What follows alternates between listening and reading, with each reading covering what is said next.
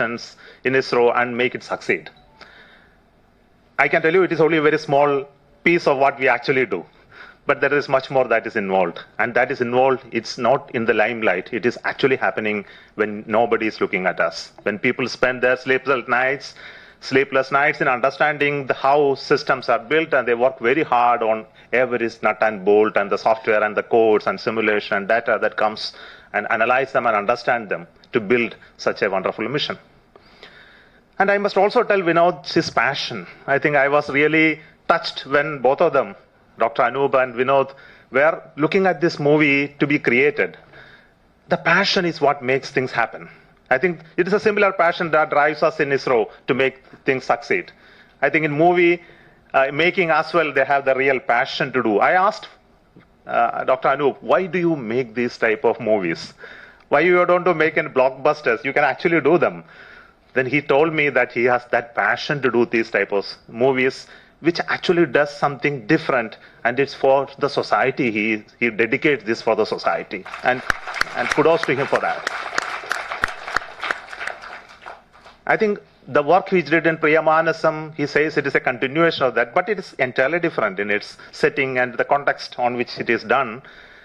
He uses Sanskrit as the base of communication here. Of course, that you have an assistance for the English language to understand what goes behind. But I believe the history and it will tell us, looking back in many years later, the contribution that he did to this language in promoting this language as a medium of communicating technologically very, very complex issues to the minds of the people.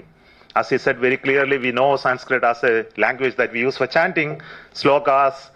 But the slokas, he also says, it talks great scientific insights. If you really go through the Surya Siddhanta, in which we all realize today that it actually talked about the solar system, the gravitational forces, the shape of the earth, and the spherical nature of the bodies, and many other scientific content in those slokas hidden, not known to many of us.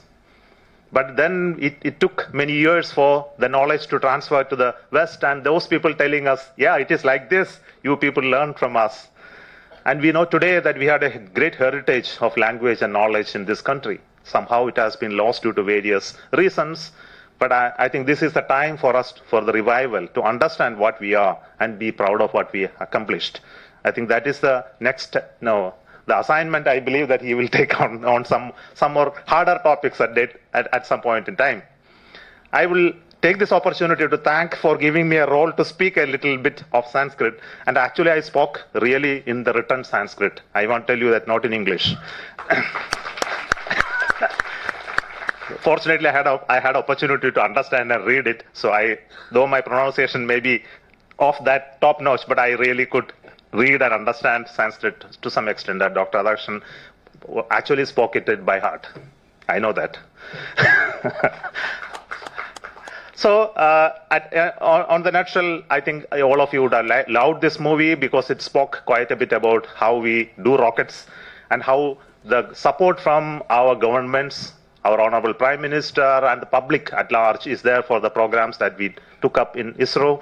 And I believe the similar support and encouragement will come to both of them, Dr. Anup and Sri Vinod, for taking this movie forward. I believe that will be accepted and acclaimed world over. Thank you so much for this opportunity. Wish you all the very best.